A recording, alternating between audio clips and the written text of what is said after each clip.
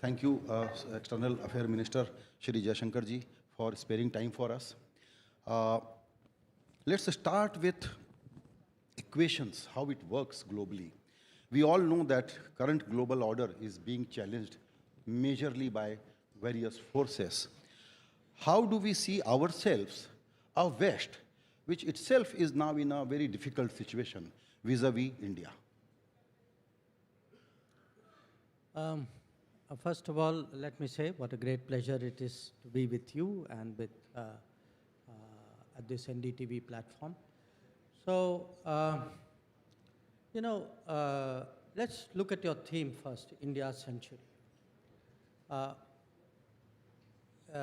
If one were to predict ahead, and there are people who have done this, I think I saw some time ago a Goldman Sachs study which said that by 2075, I think it said we'd be 52.5 trillion economy, we'd be the second largest probably at that point of world. But I think a much nearer short-term prediction is that by 2030, we would probably be the third largest economy. So that's one way of measuring it. But I think there are other ways which may be more effective. If you look today at the big debates of technology debate, AI debate, semiconductor debate, I think the importance of Indian talent and skill is growing really almost day by day. In fact, when I go, especially when I go to Europe, to some extent to North America as well, there's a lot of interest really in how can we get this smooth movement of talent and skills out of India, because the fact is that within certain demographics, we are actually disproportionately large.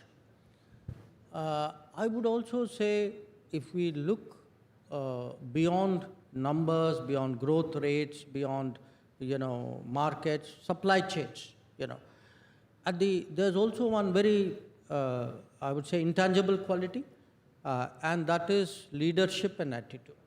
That who will step forward? That if you have today a war going on in Ukraine, who is prepared to step forward? If you have a natural disaster in the Indian Ocean, who is prepared to step forward? So sometimes there may be countries who have capabilities, but they don't have the desire or the appetite or the mindset to do that anymore. So I think if you add all of this, you are somewhere in that zone which you are looking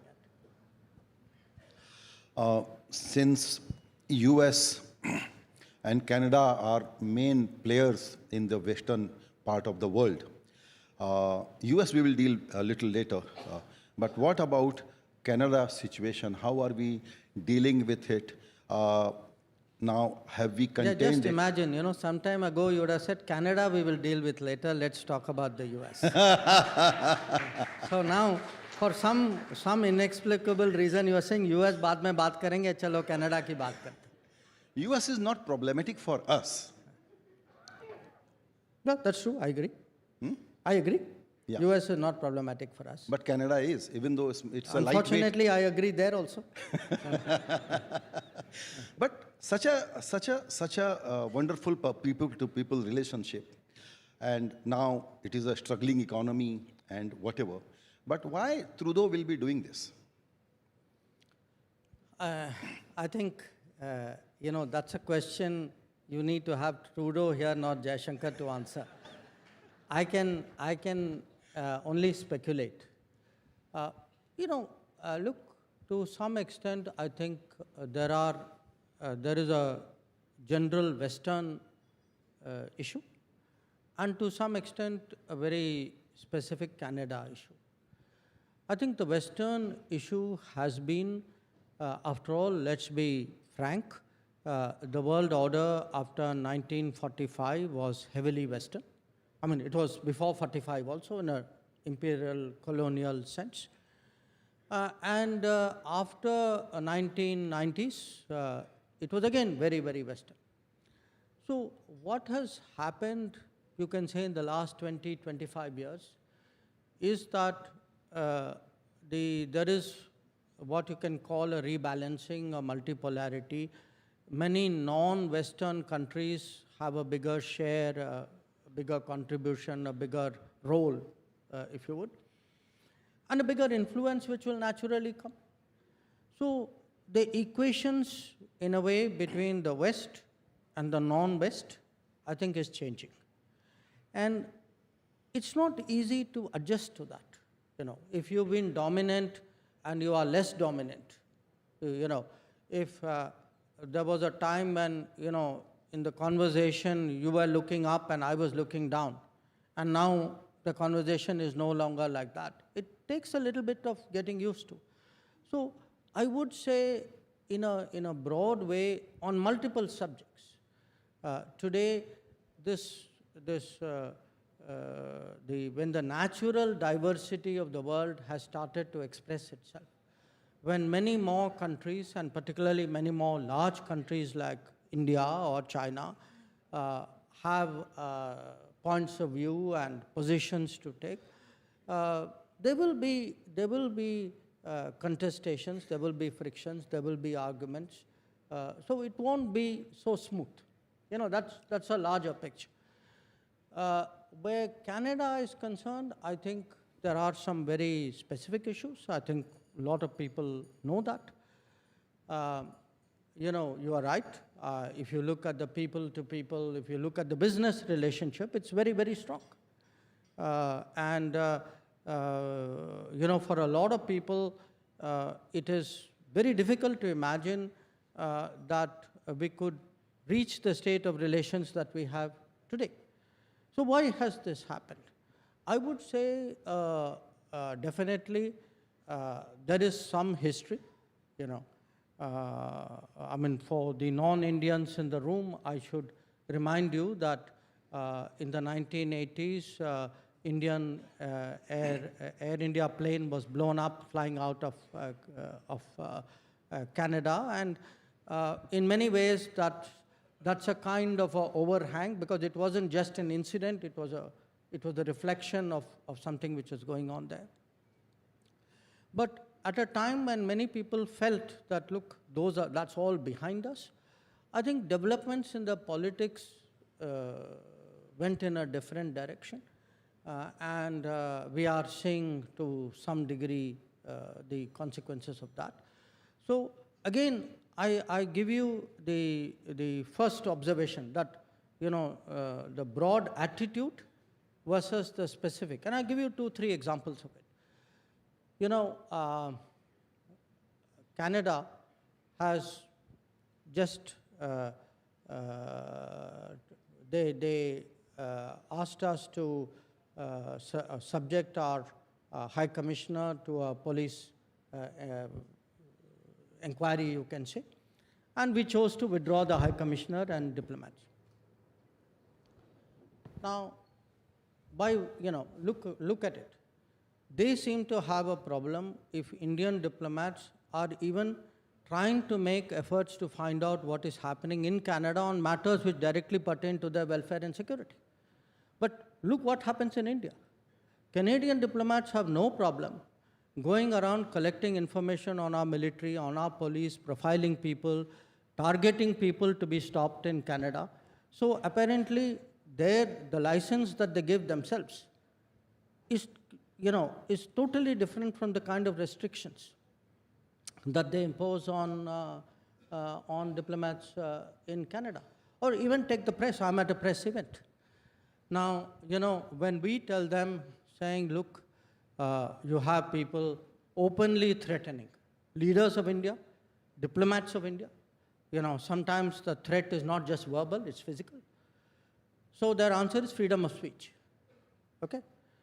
Now, when Indian journalists make social media comments, if you threaten the Indian High Commissioner, he is supposed to accept it as freedom of speech. But if an Indian journalist says the Canadian High Commissioner walked out of South Block looking very grumpy, it is apparently foreign interference.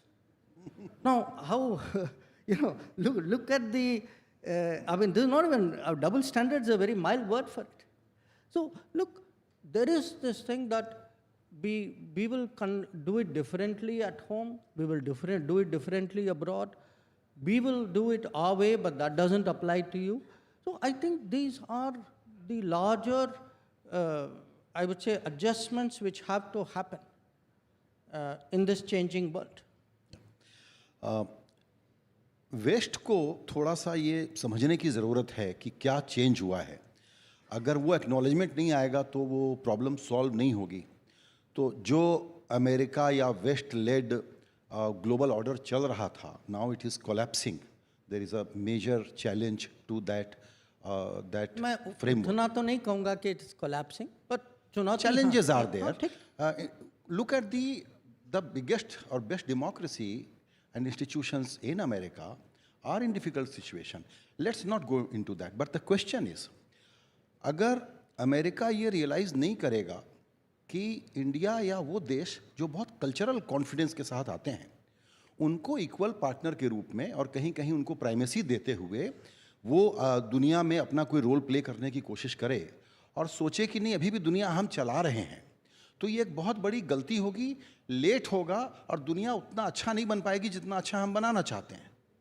नहीं, देखिए ऐसा है, मैं पूरे waste की मैं बात तो करूँगा क्योंकि सिविलाइजेशनली आप कह सकते हैं, कल्चरली वो जुड़े हुए, बट मैं ये नहीं कहूँगा कि all of them are on the same page या सब लोगों को वो समझ नहीं है. इनफैक्ट आपने अमेरिका का जिक्र किया, मैं तो उल्टा कहूँगा कि अमेरिका में वो समझ है. इसीलिए अगर आप ये क्वाड जो 2017 में जो बनी थी क्वाड, आप ये क्वाड देखिए, तब तक अमेरिका कहता था कि अगर आप ट्रीटी अलाइन नहीं हैं तो मैं आपके साथ beyond a point I am not prepare to work with you, उसकी लिमिटेशंस होंगी. Now they've evolved, they have changed. Today आप पिछले 7 साल में देखेंगे how much Quad has actually grown. So I would say this, when I go to Europe, when I go to definitely US, North America, there are countries which have understood this. There are countries today who say there is a value to working with India. There are countries who say, okay, this is our interest, this is India's interest, let us find a meeting point. Now, the unfortunate thing is that didn't get through in Canada, or maybe the political compulsions overtook that. I mean, as I said, I can only speculate on the reason. So I would not say, पूरे waste को समझ नहीं है कि जो उनकी order जो है वो चल नहीं पाएगी हमारे बिना. You see, we will all come to understandings. We will, world is a very practical place. तो वो समझते हैं, बहुत लोग एडजस्ट भी करते हैं, कोई कम करते हैं, कोई ज़्यादा करते हैं, कोई कुछ सब्जेक्ट में करते हैं, दूसरे में नहीं करते. So all of that will happen, but it is just in this spectrum. मैं कहूँगा Canada is way behind. Right. अब चलते हैं चाइना की तरफ, जहां आज एक बड़ा डेवलपमेंट हुआ है. फॉरेन सेक्रेटरी ने ब्रिक्स मीटिंग के ठीक पहले he has announced that some agreement has been reached for disengagement and patrolling. So I'll be very keen to know some details, how it will work. Well, I think what Foreign Secretary has said is what I can also say, that for those who have not heard that we reached an agreement on patrolling, and with that, the disengagement, we have gone back to where the situation was in 2020, and we can say with that the disengagement process with China, you can say has been completed. So, so far I would say that's as much as I can share with you. I'm sure in due course इसके details वगैरह निकलेंगे. So will now India be able to patrol in the areas of Galwan, Depsang? No, you see, there are areas which for various reasons after 2020, because they had blocked us, so we had blocked them. So दो tarfa tha, Bob. So what has happened is we have reached an understanding which will allow the patrolling. For example, you spoke about Depsang. That's not the only place. There are other places also. So I think the understanding, to my knowledge, is that we will be able to do the patrolling which we were doing in 2020. Right. So what does this disengagement will finally mean, and how do we now see India-China relation going forward? I think it's a good development. It's a positive development, and I would say it's a product of very patient and very persevering diplomacy. That at various points of time, people almost gave up. You can say, this has happened. So we have always maintained that, on the one hand, we had to obviously do the counter deployments, but side by side, we have been negotiating. We've been negotiating in fact, since September of 2020, when I met my counterpart, Mr. Wangi, in Moscow at that time. So it has been a very patient process, maybe more complicated than it could and should have been, but whatever it is, the fact is, if we are able, as we now have, to reach an understanding regarding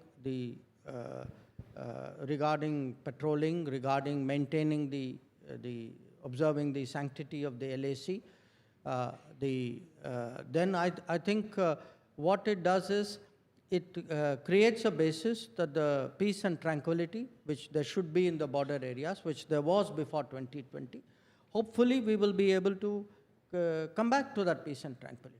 And that was our major concern, because we always said that if you disturb the peace and tranquility, how do you expect the rest of the relationship to go forward?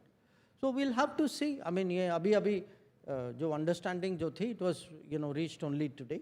So I think we have to see what the consequential. Yeah, so we think it is a very important development. So will it be right to speculate that it will have a positive impact on trade and investment?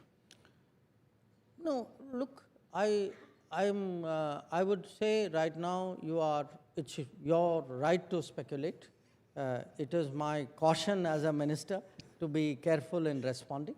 So it has just happened, there will be now meetings to see what should be the next steps. Okay. So I wouldn't go so fast. Okay. Understood. Yeah. So let's look at the big picture again when we talk about India's century. So how do you see India-China engagement and relationship going forward? Because if India's century has to be defined as really India's century, this whole balancing game between America and China becomes very important. How India is going to play that game? I would take your question in a way in three parts. India-China, India-America, and India vis-a-vis China-America. India-China, in a way, if you look at it, we are the only two countries with more than 1 billion people. We have a certain civilizational history, and all of that people know. And today we are on a track of, I would say, economic recovery or rejuvenation. And there is no question anybody who's predicting, if you are predicting developments of this century, definitely you cannot leave India and China out of that equation. We are very, very prominent, very key almost in a way, I would say. But here is the challenge for us, which is that we are neighbors. We have unresolved boundary issue. There are, they have been rising. We have also been rising. So if two neighboring countries, two large neighboring countries rise next to each other in the same time frame, it's not easy. There are very, very few historical parallels for that.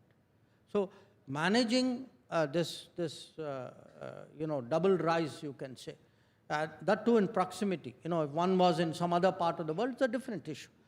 I think these will have will require a lot of skill and a lot of deftness and diplomacy. And the truth is, our capabilities will change, our influence will change, our ambitions will change. You know, both of us will naturally want to be bigger and more visible and more effective in the world. So how do we get an equilibrium in our relationship? I think this is one of the big issues for us and for them. On India and America, I would say, starting with President Clinton's visit in 2000, we broke out of that American mindset of India-Pakistan hyphenation. And since then, from Clinton to Bush to Obama to Trump to Biden, actually you will see India-US has grown steadily all this time. I would particularly, as someone, I've been dealing with this relationship for more than 40 years, I would particularly say last 10 years, and I'm not saying it because I'm politically part of the government now, but the last 10 years, see, a lot of the ideological hang-ups that we had vis-a-vis US, we were able to put that behind and forge ahead much more confidently than, because a lot of the constraints were also self-imposed on our side. So I do think today that there is a very, very strong convergence between India and US. It is strategic, it is political, it is very deeply technology driven. You know, when I look at the future of technology and what it means for global balances of power, I think it's certainly an area, a domain which will be very important. If you look at the people-to-people relationship, the size of the community out there, that has changed. So I'm very confident that that relationship will do very well. It won't be automatic. I mean, बीच में कुछ problems हो सकती हैं, but I'm confident we will always be able to deal with those issues. Now you have US, China. Clearly there's a very sharp rivalry between them today. So these are calculations that they have made about each other.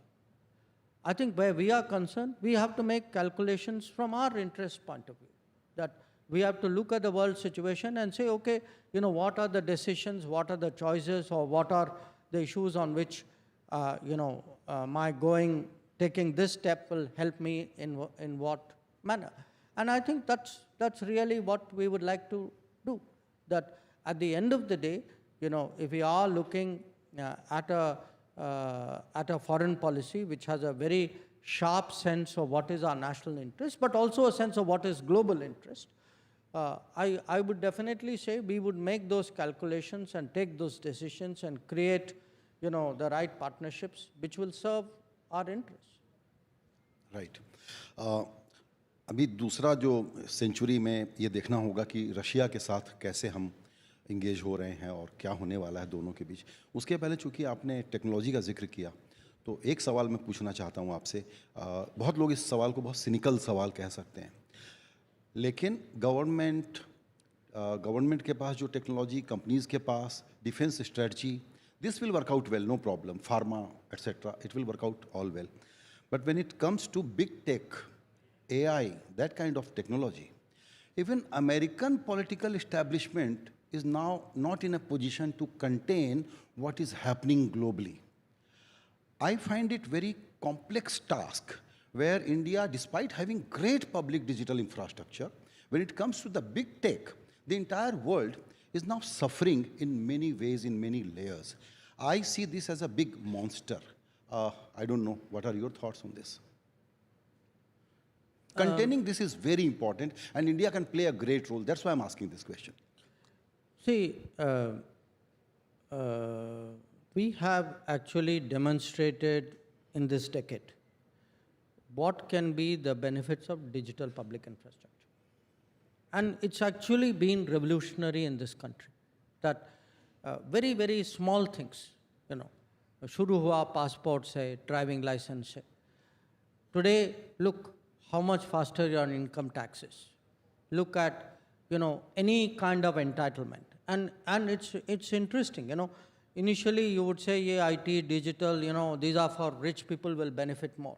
but actually it is the common citizen. It is the most vulnerable, the lowest income person who's gaining the most actually from digital progress. That today, if you have a payment of say Kisan Samman Nidhi for the seeds and fertilizer, usko bina cut ke, bina rishwat dete, he manages to get it into their account. Okay? So their health today, Ayushman Bharat, the housing, Awas, even the food entitlements.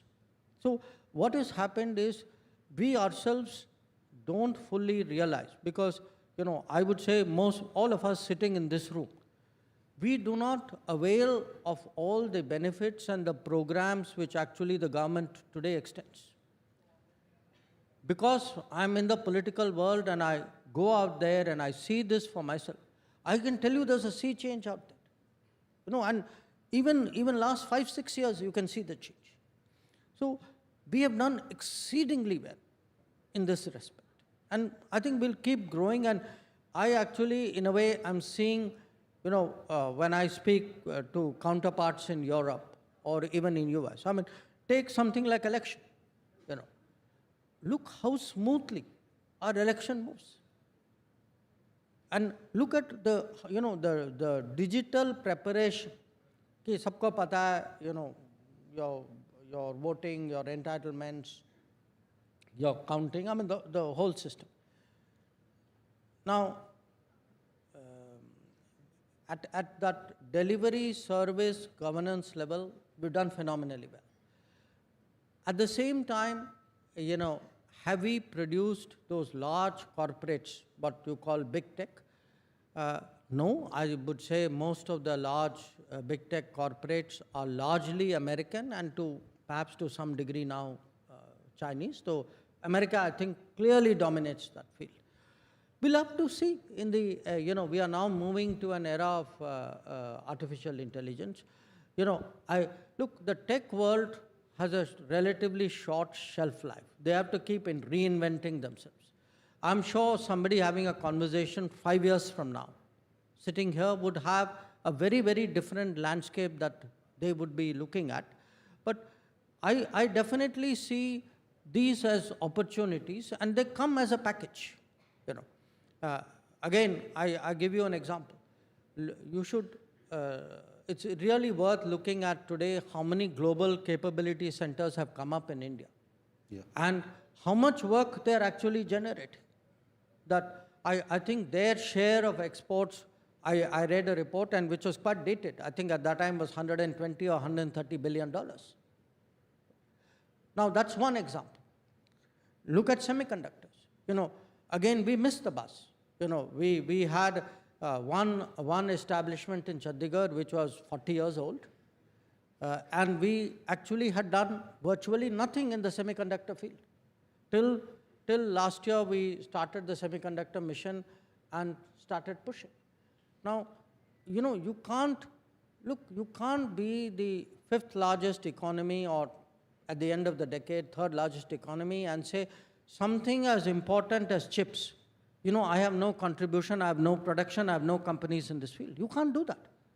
I mean, you will simply end up then as a user of other people's products, technologies with all the vulnerabilities that come.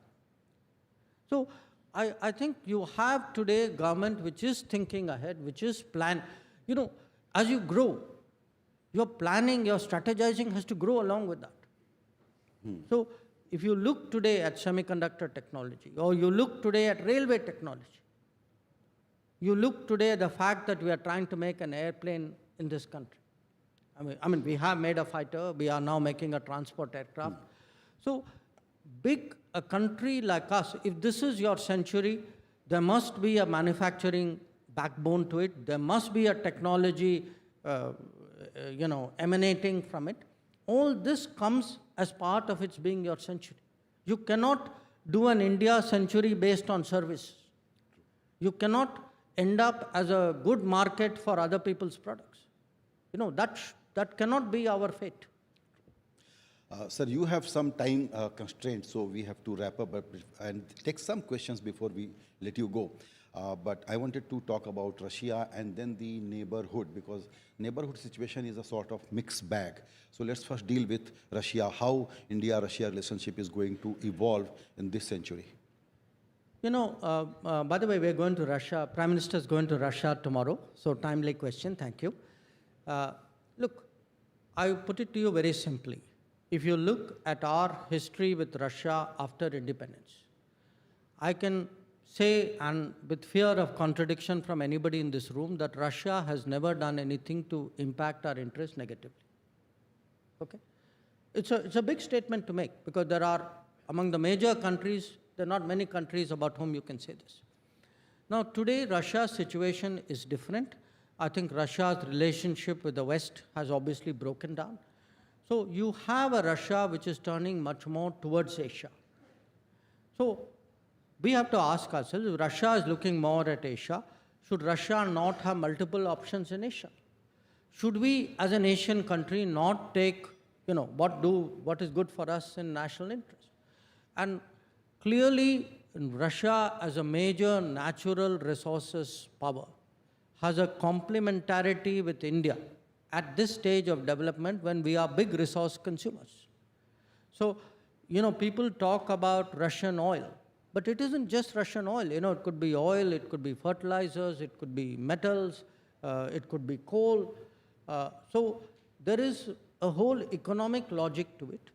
There is also a basic strategic logic that if you look at the Eurasian landmass, there are 3 big countries. It's like 101 in international relations. You always keep you always keep a balance. You will always keep a relationship with the further away country in very, very good state. So there is a logic, strategic logic, there is an economic fit, and I think the relationship, the history is a positive asset in that relationship, and that's how I see it. और neighbourhood के बारे में थोड़ा बताइए, एक एक देश को अगर आप स्पेसिफिक बताना चाहें. मालदीव्स के प्रेसिडेंट अभी आके गए, लेकिन बांग्लादेश के साथ एक नई सिचुएशन है. श्रीलंका में पॉलिटिकल चेंज है. भूटान के हमारे दोस्त यहाँ पर मौजूद हैं. तो नेबरहुड को आप कैसे डील करते हुए देखते हैं आने वाले दिनों में? देखिए, नेबरहुड में हमें ये भी मानना चाहिए कि आज जो है हमारा नेबरहुड ज़्यादातर डेमोक्रेटिक है, जिसका मतलब है कि वहाँ पॉलिटिकल चेंजेस होती रहेंगी, जो पहले की सिचुएशन नहीं थी. तो आज जो है we have to build a strategy which says okay there could be changes of government, and because of the history, because of our size, because also many common things we have, we will often be the subject of their politics, even if you don't want to be. Okay? So we have to accept that and factor it into our policy. So there will be ups and downs. So 10 years ago, 11 years ago, when Prime Minister Modi came to office, in fact, one of the early discussions we had was, how do we prepare for a neighborhood where there will be changes, where there will be controversies? And the answer is, if we can create a record, not just an image, a record of being the country which is a reliable friend, that, कोई भी संकट आए, भूकंप आए नेपाल में, मालदीव्स में water crisis था, श्रीलंका में मडस्लाइड था, या कोविड के समय में पीपल नीडेड वैक्सीन, और during when the Ukraine war started there was a fertiliser problem. So at times of trouble, if the neighborhood understands, okay, there is this country, India, it's a generous country, it's a large country, it is willing to step out, it will not get into, I will do what you are doing for me, not that kind of reciprocity. I think if we create that kind of record, which I believe we have, and to me the sharpest example is Sri Lanka. When Sri Lanka got into trouble, within a matter of weeks, we stepped forward, and we stepped forward without subjecting Sri Lanka to, I would say, political, economic, and other conditionalities. So today, in Sri Lanka, we have seen a very, very big political change in Sri Lanka. Okay, a party which has never formed a government on its own is today in power.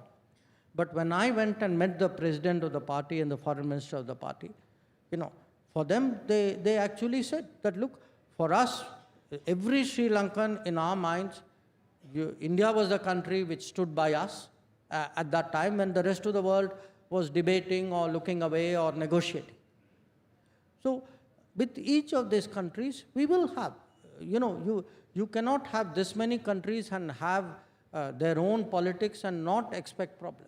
Now, there is also an issue in India that every time something happens, somebody will stand up and say, see, your policy has failed, do you have a problem? So that is the time for me to keep my mouth shut and wait for the cycle to turn, and then, look very pleased with myself when things go our way. So, it's part of our debate. I know right now people are saying many things about Bangladesh, but I urge you to look at the reality of our relationship with Bangladesh. Look at the economic relationship, look at the trade relationship. We issue 1.6 million visas a year in Bangladesh, of which I think 30% is for medical purposes. So, the more we invest in our neighborhood, if today this neighborhood is, a country somewhere is producing electricity, another is buying it. One is refining petroleum, another is purchasing it. If a waterway runs from here to there, I use your port, you use my port. If, your tourists come to me and my tourists go to you, this is how you build a region. And I would say, the country which has set an example for the region is Bhutan. Because if you look at it, Bhutan started, it was actually Bhutan which had the wisdom to say, okay, let's collaborate, we will generate electricity out of Bhutan, and, you commit to buy it. So there is a lesson which all of us have to learn, and sometimes, जी, जब मैंने पहली बार आपका interview किया था तो मैंने कहा हमारी पूरी बातचीत हो गई, पाकिस्तान का नाम ही नहीं लिया। चलिए, अच्छा था ना? नहीं, लेकिन अब मैं इसलिए ले रहा हूं क्योंकि आप जाके आए हैं और स्पेकुलेशन अगेन हमारा काम है करना कि नवाज शरीफ फिर बुलाएंगे प्राइम मिनिस्टर को।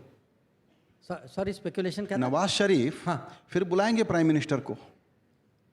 मैं उनसे तो नहीं मिला था, और मैं गया था वहाँ SCO की मीटिंग के लिए, और जैसे मैंने पहले से बहुत स्पष्ट रूप से कहा था, I am going there for a SCO meeting, I am a good SCO member, I will be very supportive, and it was a Pakistani presidency of SCO, we were very supportive of it, all of us had an interest कि SCO की proceedings जो है बहुत smoothly चले।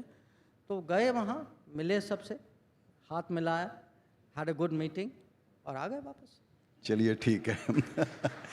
तो India century के जो बड़े बड़े कंपोनेंट हैं, दुनिया के देशों के साथ रिश्ता कैसा रहेगा इस सेंचुरी को डिफाइन करने के लिए इंडिया के नज़रिए से, उसमें फिफ्थ सबसे इम्पॉर्टेंट फैक्टर है हमारी इंटरनल सिचुएशन, इंटरनल डायनामिक्स, हमारे एस्पिरेशन, वो कैसे पैन आउट होंगे? देखिए, मुझे अगर आई एम बीइंग अगेन, आपको लगेगा कि यह पॉलिटिकल स्टेटमेंट है, but I am actually political science student, तो कभी कभी मैं I look at it slightly academically.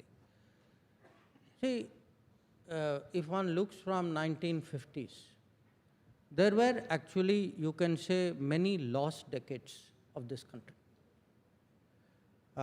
If you look, maybe 1960s and 70s, हम लोग जो हैं सोशलिज्म की दिशा में ज़्यादा गए, बहुत ज़्यादा स्टेट कंट्रोल कर लिया, we killed business entrepreneurship in this country. 80s में अगर आप देखें, instability, the lot of the opportunities. So today we are talking manufacturing. Manufacturing globalization started in the 80s. Manufacturing globalization started in 80s and 90s. We missed the bus. In fact, 80s and all through till late 90s, because of political instability, because of, I would say, ideology, because of policies of various kinds, we actually did not do as well as we could have. We fell behind, particularly if you were to do a comparison with China at that time. So for me, when I look ahead, I would say political stability is absolutely crucial. That just look, अब 100 दिन हुए, थोड़ा 100 से थोड़ा ज़्यादा हुआ है, maybe now 130 days, 140 days. But you look today at even in this short period, the decisions which have come out, 12 industrial zones in the country, new infrastructure projects in this country, big skilling internship issues in this country, support for our agriculture in this country. अगर मान लीजिए तीसरे कार्यकाल की सरकार नहीं होती, you could not have got after this faster. True. So to me, political stability, political continuity is very crucial, number one. Number two, you need leadership. You need people who can look ahead and take big decisions confidently. If you say, if you have a leader who says, look, in this decade, chips will be very important. My country cannot be left out. Or if you say, rail is the backbone of transportation of this country, I cannot continue with a 1950s, 60s railway technology. I have to upgrade it to something else. So if you say, an Indian citizen must find air travel affordable. It should not be a privilege of a few people in metropolitan cities. True. So then you have, saying double the number of airports, which is what we have done in the last decade.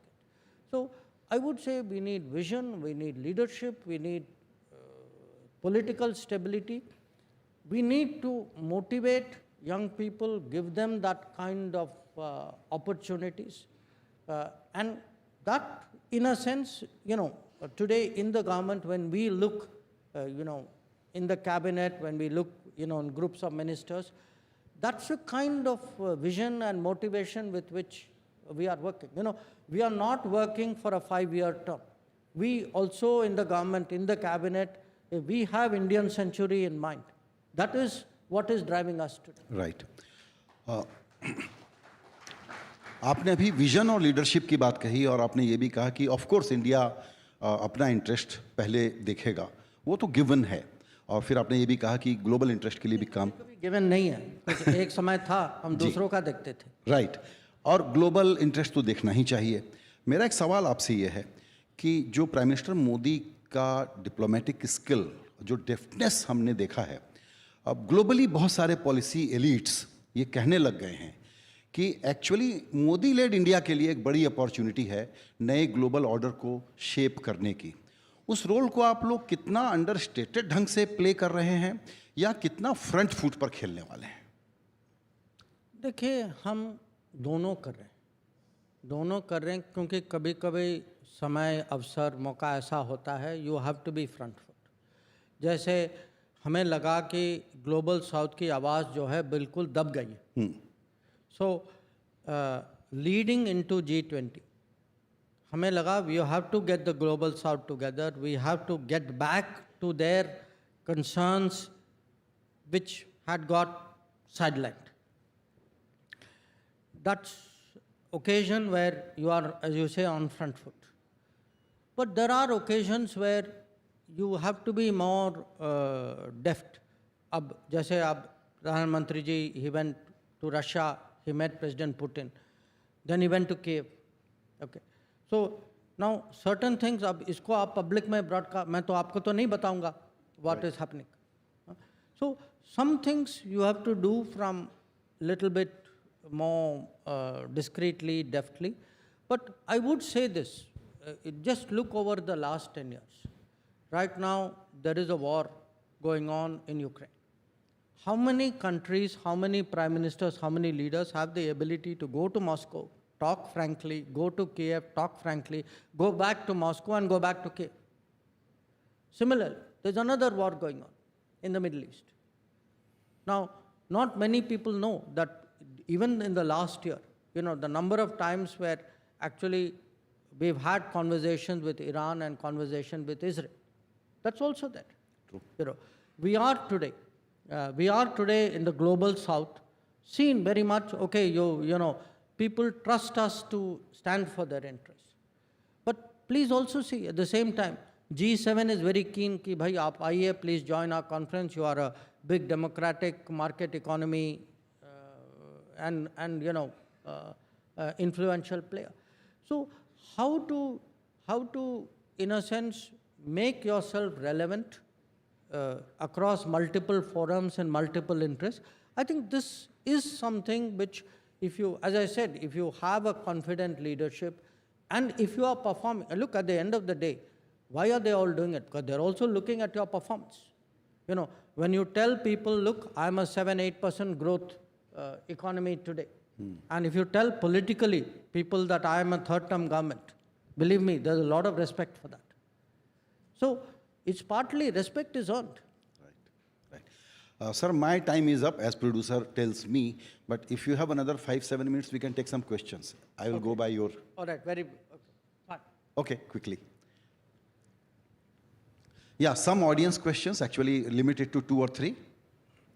Mike? Can I? Hello? Hello. Hello.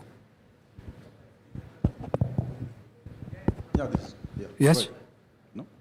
Can you hear me, sir? Is it working? Yeah. Sir, hi. Today there was a threat issued on the Air India by the terrorist group and the Canadian Mr. Pannu or whatever he's called. What is our take on that, and what is the government's plan? Because we see a lot of issues with Canada, and this morning this guy has typically asked all people to refrain from flying Air India. So I see, what is your take on that, sir? Ek saath, acha. Next question? Yeah, here. This side, sir. Yeah. So good evening. We are talking a lot about technology, everything. But at the same time, there are people who are smarter than us, that is scammers, or the people who are cyber frauds. What is our take on that, and how soon are we resolving it? Because I have been hit recently with a huge amount of scam, and now I'm really feeling that cyber security is the biggest concern. Right. Right, so this is my question. Okay. One more question, last. Yeah, good evening, Jaishankar. We have family and friends living in Canada. So how all this is going to impact our families and friends living in Canada? Thank you. Okay. Okay, let me start with that question. Look, I'm not aware of today exactly the specificities, but the broad point is we have seen, this would not be the first time, we have seen threats to our airlines, we have seen threats to our parliament, we have seen threats to our diplomats, we have seen threats to our High Commission, to our leaders. And that is a source of concern to us, because if these threats, because they are cleverly worded, are then said, they are okay with freedom of speech, I think there are very serious issues. And the point which we make to the country concerned, let us reverse roles. Suppose you were at the receiving end of this threat. Suppose it was your airline, your leaders, your diplomats, your parliament. Would you take it as lightly as that? So, no, you don't get a second chance. I get to answer. So, look, my point is, these are exactly the kind of problems with which we started this conversation. That there are countries which feel that, your concerns don't matter, that's okay, that's part of our politics. But if the slightest thing happens to them, even if it is legitimate, they have they start jumping up and down. So, as I said, when I see today you're talking of something as egregious as the threat to the airline, I'm talking of something as simple as social. I mean, if a government can list out, 20, 25 Indian journalists, saying these journalists are today interfering in my country because they have made social media posts. And this is the same government which then tells you, a threat to airlines is part of freedom of speech. I think you ask yourself, whose credibility is taking a hit out here. On your question regarding, cyber security, absolutely. You know, the more digital we become, the more cyber we become, it's a great enabler, it's a great efficiency. But with every change also comes the risk. Because, you know, your data is on something. There are things you tell your phone, which you will not tell any living person. So what happens is that every part of that progress also has a parallel danger or vulnerability which comes along. So that is why today actually governments invest so much on cyber security. So you're worried about your telecom, you're worried about your apps, you tell people, you know, computer do this. Well, you know, if you look even at TV, you know, why does, say, Reserve Bank of India or other banks put out these ads saying, please don't give your PIN number to somebody, don't do this, don't do that? Because it's in human nature to fall for some of this. So I think people need to develop that cybersecurity mindset also along with that. The third question the gentleman asked, look, I think we are having a problem with a segment of politics in Canada. I don't think, you know, I would not take this into, you know, about families being safe. I think, you know, people-to-people relations, we would like to maintain it. I think we need to sort of narrow this down to and define this problem for what it is. So I would not be so anxious. Thank you very much sir. आज सुबह prime minister ने ये बताया कि India century का उनका vision क्या है, और आपने बहुत अच्छे तरीके से बताया कि वो कैसे इम्प्लीमेंट होगा. आपका बहुत बहुत शुक्रिया. Thank you.